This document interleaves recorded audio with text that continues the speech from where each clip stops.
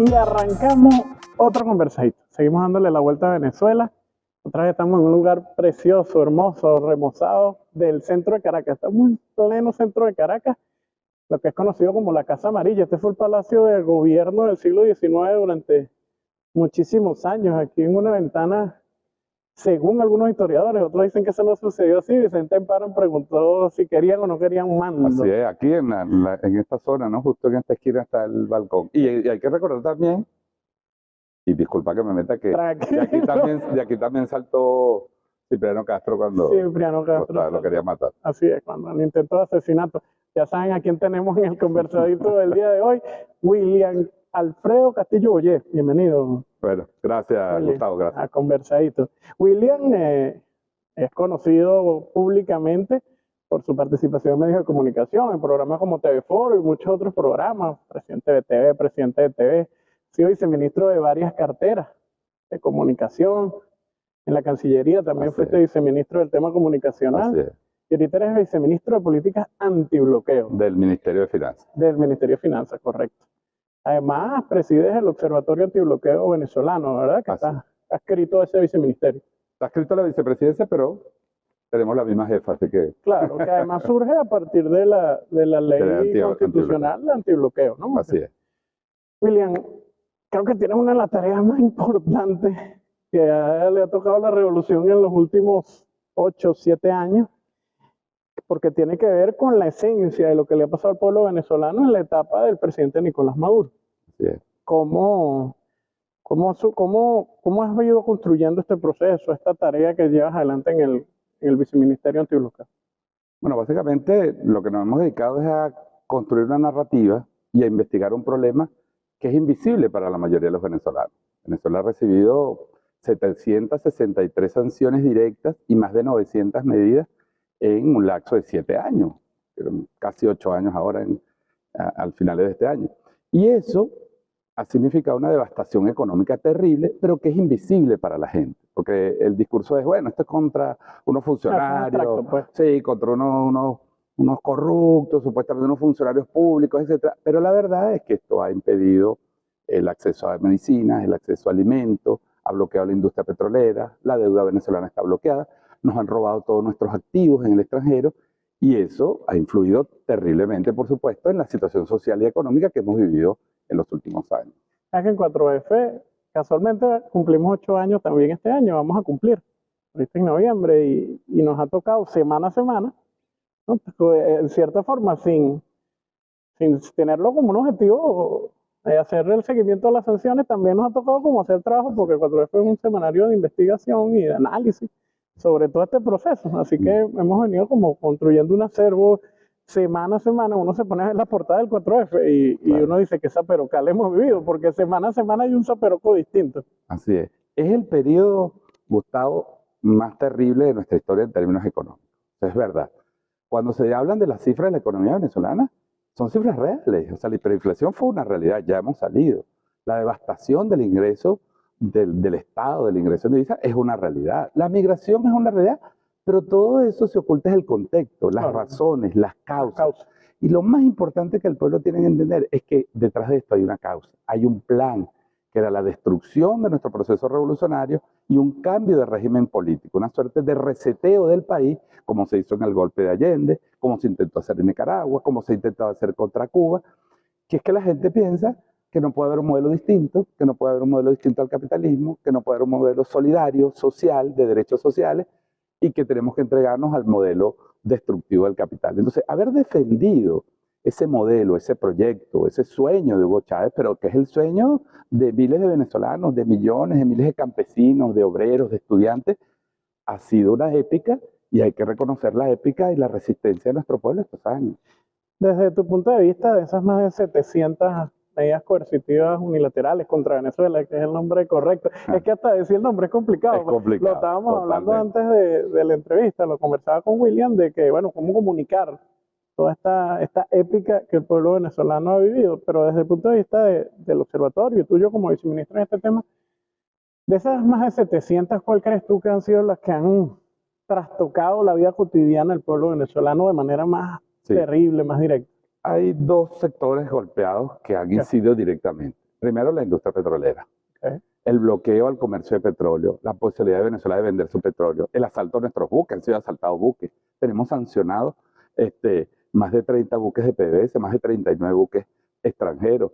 Citgo, la empresa, la cuarta empresa más importante de energía de la costa este de Estados Unidos, está en manos de Estados Unidos y supuestamente administrado por esta banda de criminales que se autoproclamó en enero del 2019. Monómeros que ahora, bueno, estamos en un proceso con la nueva situación política en Colombia, posiblemente de recuperación, pero nos la van a entregar vaciada, saqueada, destruida. Toda esa, atacar el corazón de la economía pública en Venezuela, que era la industria petrolera. Y luego las finanzas públicas. Nosotros tenemos bloqueado toda nuestra deuda. Gustavo, la gente debe saber que desde el año 2016 Venezuela no ha recibido ni un solo dólar del extranjero y ha pagado más de 60.000 millones de dólares. Por eso es que las reservas internacionales han caído. Entonces, el Estado se quedó sin recursos, pero luego vino el ataque. Ese fue el objetivo, ¿no? Claro, quebrar el Estado. Y luego los dos sectores más golpeados directamente. Alimentos, porque cuando el presidente se inventa el CLAP precisamente para afrontar esta situación de escasez, de especulación, de que la gente no conseguía las cosas, y se diseña este programa maravilloso, entonces se golpea el sector alimentos, se castiga a las empresas que han trabajado, se secuestra 2 veces a un empresario que lo que hizo fue trabajar para traer alimentos y medicinas a Venezuela, y se le tiene un lofer terrible a Alexa. Y luego el sector de la salud, golpeadísimo, los equipos médicos, la imposibilidad de actualizar equipos, el bloqueo a las vacunas, el bloqueo a las medicinas para los enfermos de diálisis, para los enfermos de cáncer, para los enfermos de VIH. Entonces, bueno, hay unas víctimas directas que ha pagado con dolor y con sufrimiento nuestro pueblo. Y esos son el corazón, digamos, el resumen. Luego hay una serie de cosas, transporte, la movilidad, los ataques a Conviasa, la sanción al petro, la sanción al oro, porque buscamos entonces comercializar el oro, el gran potencial de oro, y los proyectos se pararon por la sanción. Lo que tú dices es muy importante porque da a entender lo que el pueblo venezolano vivió en su más ruda situación.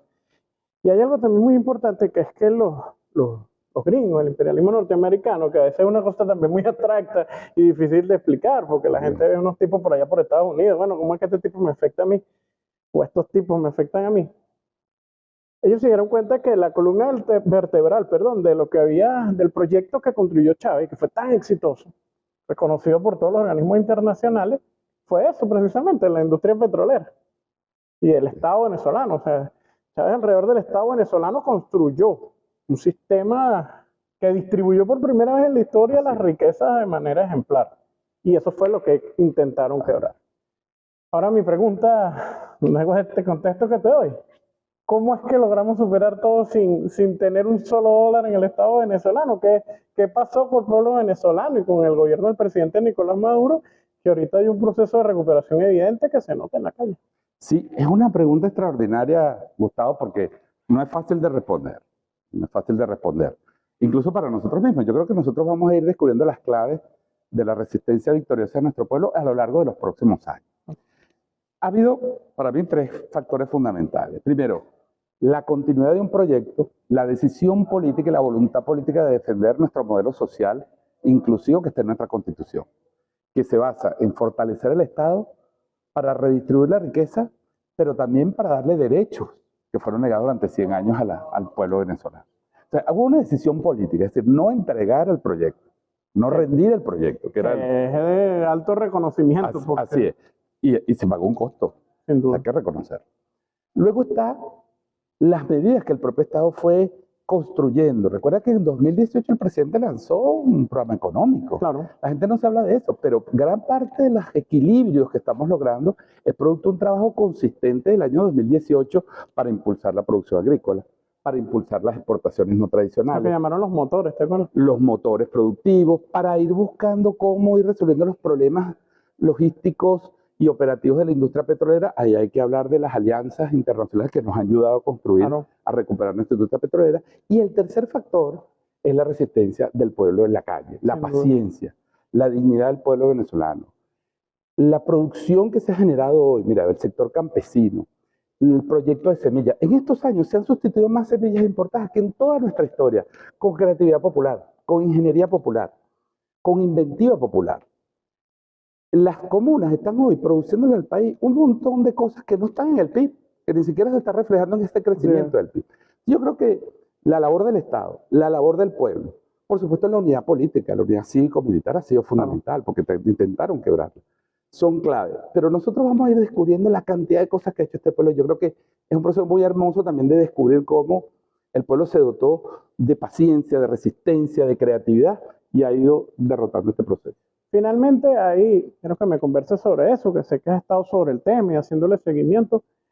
Hay unas acciones muy cercanas que una jueza en Florida mandó a detener un avión venezolano de una empresa que se llama Entrasur, que nadie conocía, ya se hizo famosa, de una empresa que se llama Entrasur, y no solo tienen el avión en Argentina secuestrado, un sistema judicial argentino ahí que tomó la decisión de hacerle caso al de Estados Unidos, sino que además hay 19 tripulantes, de los cuales 14 son venezolanos. Háblame de ese caso, vamos a ver por qué el pueblo venezolano tiene que pelear por sus venezolanos que están allá, pero además por su avión. Claro, este caso nos ayuda, yo creo, Gustavo, que nos ayuda para que nuestro pueblo entienda la dimensión del bloqueo. El bloqueo está vivo. Claro. Aunque Estados Unidos tenga una crisis y que ha hecho algunos gestos políticos hacia el país, las medidas están todas vigentes. Además se ha generado con la recuperación, hay como una especie de confusión. Así es, sí, no, sí. Porque entonces, bueno, pero nos estamos recuperando, ¿qué pasa con el bloqueo? Sí, no, nos hemos recuperado por nuestro propio músculo, como dice el presidente, pero el bloqueo continúa. Y el caso de Entrasur, que es un caso grotesco, viola el derecho internacional, viola la soberanía de Argentina, viola el derecho aéreo internacional, que está regulado también, viola los derechos humanos de la tripulación, viola el derecho al comercio, porque habían unas empresas privadas, ese avión llevaba carga de empresas privadas, una mexicana y otra argentina, de unas transnacionales. No se ha conseguido una sola prueba, no consiguieron nada en las revisiones de horas que hicieron en el avión.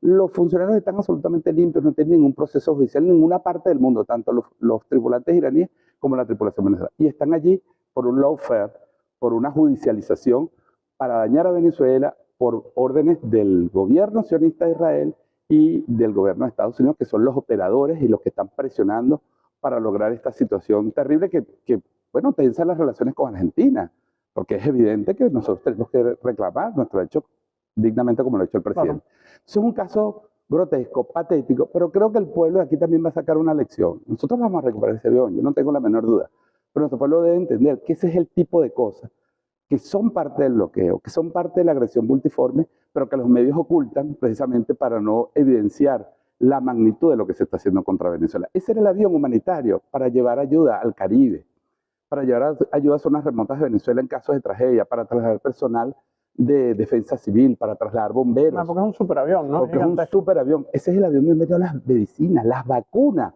con que se va a vacunar al pueblo venezolano, las trajo. Por ahí llega. Así es. Entonces yo creo que, bueno, es un caso que es difícil, es duro, lo vamos a seguir peleando, pero también nos sirve para reflexionar sobre todo esto que ha pasado. Yo creo que ahí entra la reflexión que tú hacías, que con el tiempo iremos viendo las pequeñas cosas que ha hecho el pueblo venezolano, y creo que una de esas cosas es el sistema aéreo venezolano, todas las líneas aéreas, incluida Conviasa, que ha sido muy perseguida, que ha sido sancionada, que ha sido más de 40 aviones pero que a pesar de eso ha crecido. Así es. Si revisamos a la Conviasa, bueno, este golpe de esas pequeñas cosas de resistencia. Y lo decía el presidente, que este golpe a Conviasa busca evitar la recuperación de Conviasa. Claro. Hoy nos estamos recuperando nuestras líneas. Las líneas aéreas quieren volver a Venezuela, quieren intercambiar vuelos, es decir, que Conviasa vaya. Argentina, Colombia, Panamá, incluso México. Incluso ahora hay una posibilidad del propio Estados Unidos. Sí. Líneas europeas han regresado las líneas portuguesas, la línea francesa que nunca se fue. Hay otras solicitudes. Entonces, Venezuela está viendo también porque el bloqueo también era aéreo. Nadie podía venir a Venezuela, nadie podía salir de Venezuela. Era un bloqueo aéreo no decretado. Y Conviasa ha roto ese bloqueo. Entonces creo que es una medida desesperada también para evitar precisamente esta expansión del comercio internacional y de la movilidad a la cual tienen derecho los venezolanos, no solo a comerciar, sino a desplazarse por el mundo. William, reflexión para las personas que ven Conversadito, que además lo ven fuera de Venezuela y aquí al pueblo venezolano.